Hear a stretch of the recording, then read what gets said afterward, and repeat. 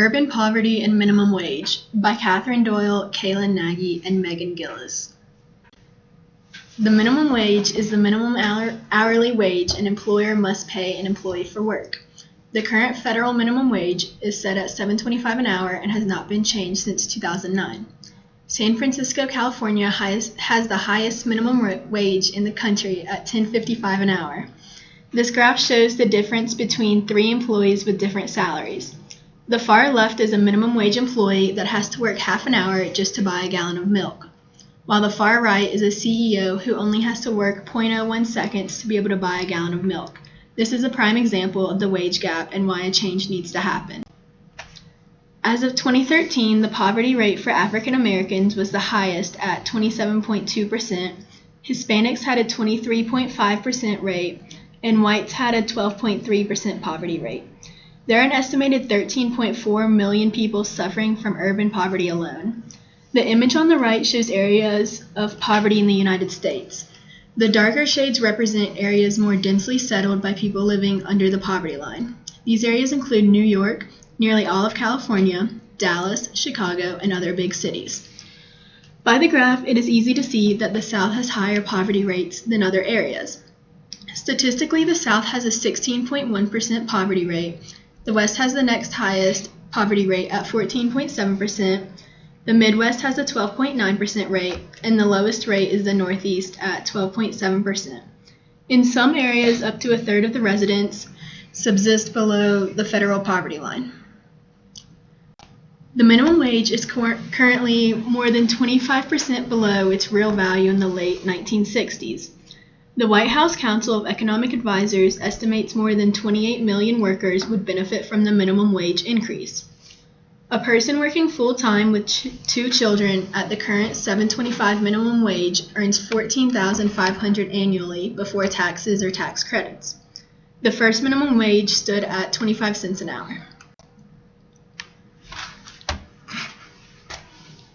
Okay, so now we're on to trending legal issues.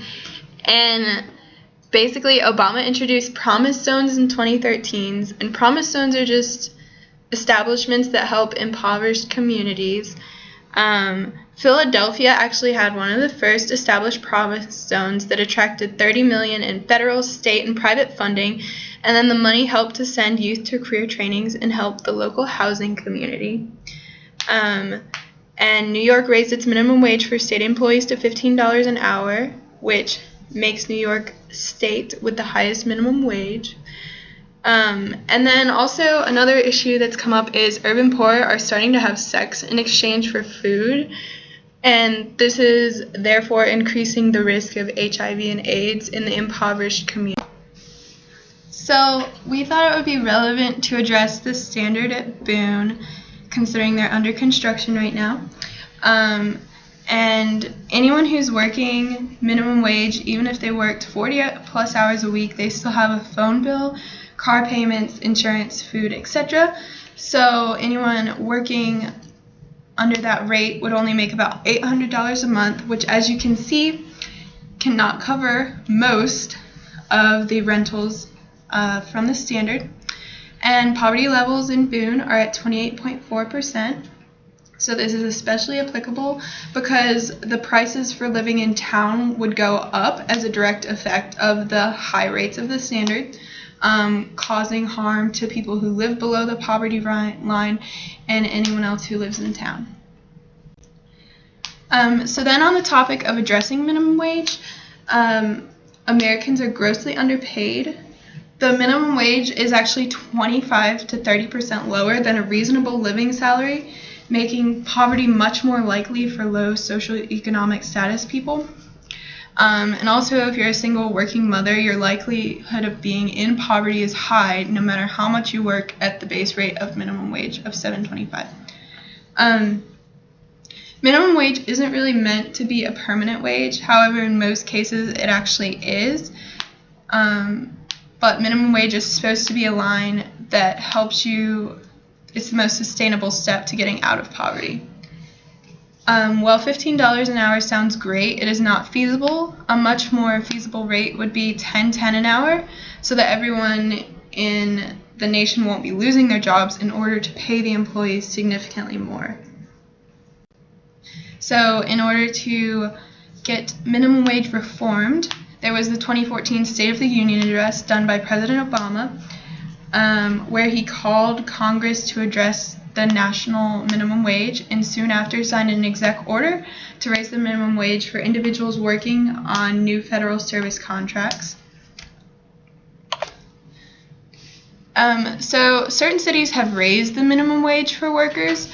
Some of them are Philadelphia, Louisville, and St. Louis, but as you can see, a lot of the states on the graph have actually raised a lot of their wages. And then certain companies are actually raising their wages also, such as Gap, Disney, and IKEA. For example, Gap has increased to $10 an hour to benefit their 65,000 employees and has already helped increase applicants for new positions by 10%.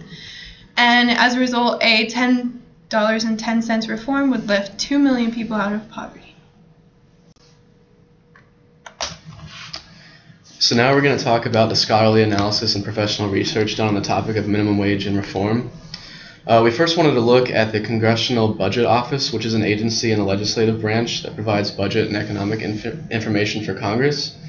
The Congressional Budget Office reported that a single parent with one child earning around $20,000 experiences almost no financial benefit from working additional hours or getting a raise. The Congressional Budget Office also proposed an estimated effect of raising the minimum wage with two options. Option A suggests that a minimum wage of $10 an hour, while option B suggests a $9 minimum wage. You can see by the chart that in option A, families below the poverty threshold will receive over $12 billion more than their previous pay, while the $9 option suggests only a $3 billion increase in salary. We also studied Michael Tanner and what he had to say about the topic. Michael Tanner is actually against raising the minimum wage. He believes that this would actually decrease jobs due to labor-saving technology. He also found that only 5% of minimum wage workers are adults supporting a family. Michael Tanner's research also led him to believe that in Washington, whenever the minimum wage was changed between 2003 and 2007, there was no effect on the urban poverty levels. Between research between Michael Tanner and Joseph Sabia, they suggest that raising the minimum wage would be less beneficial in changing poverty levels, and they suggest we should find alternate sources. They suggest that we should reduce taxes and regulation to increase jobs, reform education, and reduce criminalization and incarceration. Urban poverty is a substantial domestic issue.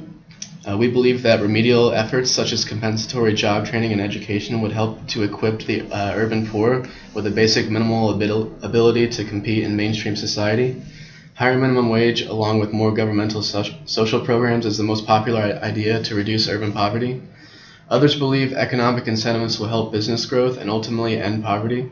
And since no policy has been made, state courts are taking the incentive of raising their minimum wage in their own states.